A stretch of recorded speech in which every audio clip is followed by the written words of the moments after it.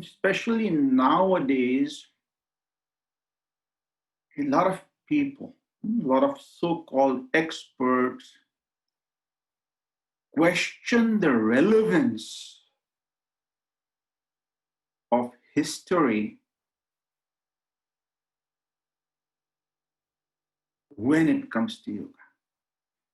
Question the relevance of yogic history, question the relevance of evolution of yoga, question the relevance of what we call the tradition of yoga.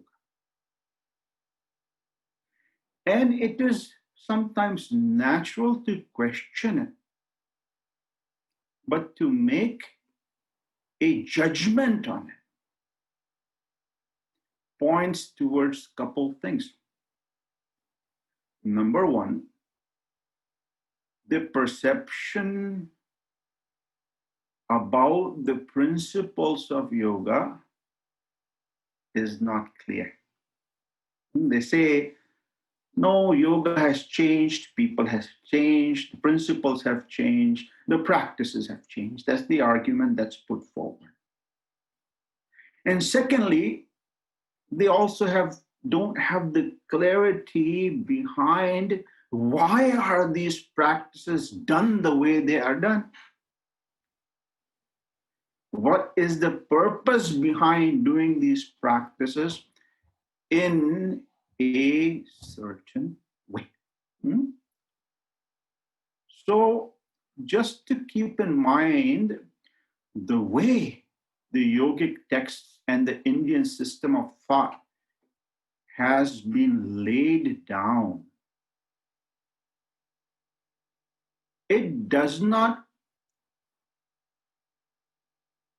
just deal with the change in environment, but it deals with the human inside.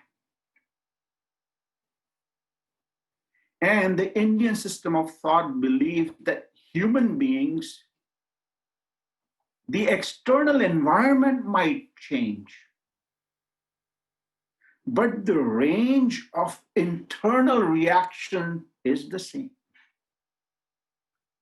What caused stress 2,000 years ago and what causes stress now may be different. But the response to stress is beyond time.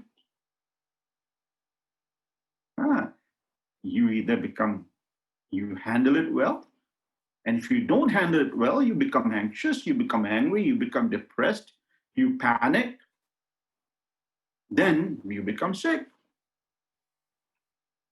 So these fundamentals will never change. And that is why history is relevant, because there is a principle by which you try to resolve these internal issues. The secret of it lies in how you do your practices. See, we all know that our mind has an impact on our body, and our body has an impact on our mind. That is a well-known fact. And at the same time, what brings stress to us? What makes us uncomfortable? What makes us unhappy? What makes us imbalanced physically or mentally? If there's either sickness in the body or there is issues with our emotions.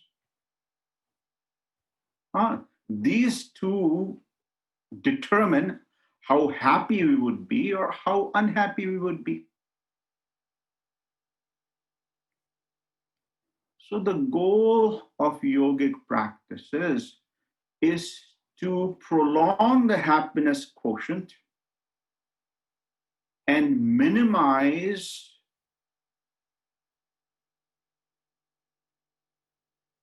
the imbalance in our handling of situations that are not congenial to us. See, you cannot remove stress.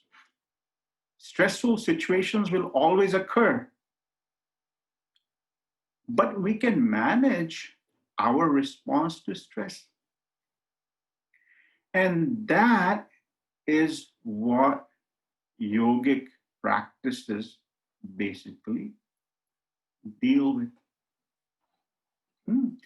Now, please keep in mind, whether it be a physical problem, whether it be a psychophysiological problem or psychological issue, emotional issue, what gets affected?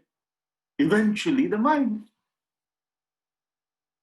If I am sick, I have high fever, if I have abdominal pain, what happens? What does the mind think of first?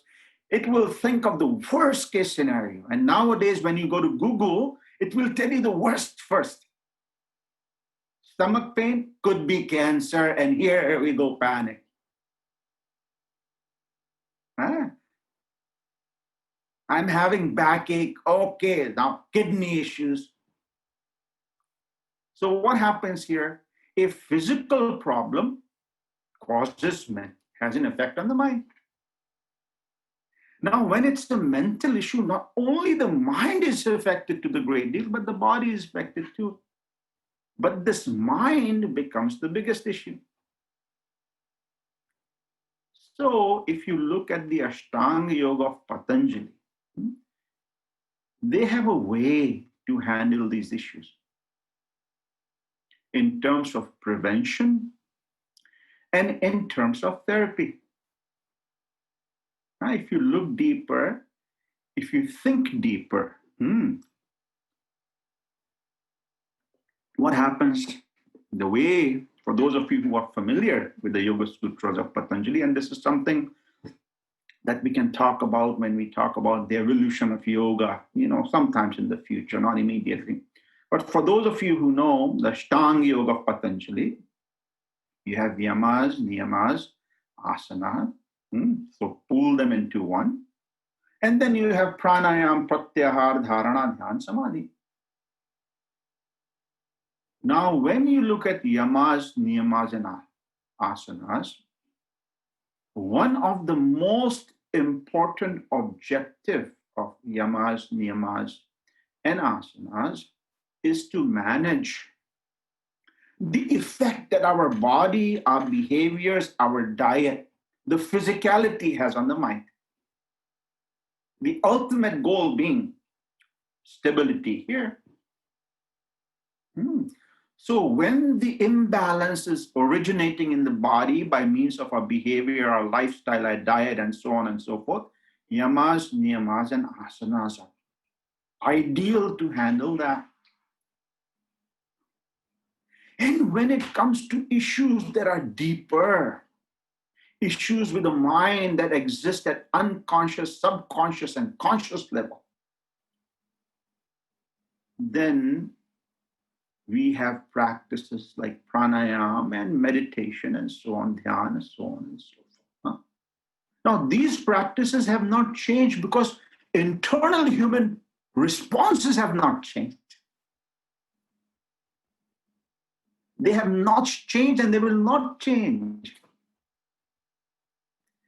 Our responses would be from a total indifference to panic.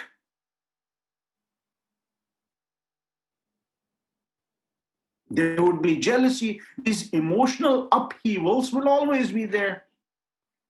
And the principle of yoga takes that into consideration. And that is why the history of yoga is very, very relevant, because then you understand the principle of the practices. And once you understand the principle of practice, even 10,000 years from now, you will be able to handle people, not us, we may be there, we may not be there, we don't know. But 10,000 years from now, whoever is there, the same principles will apply. So this is the application of yoga on our psychophysiological health. Okay, everyone okay with me so far? Yes?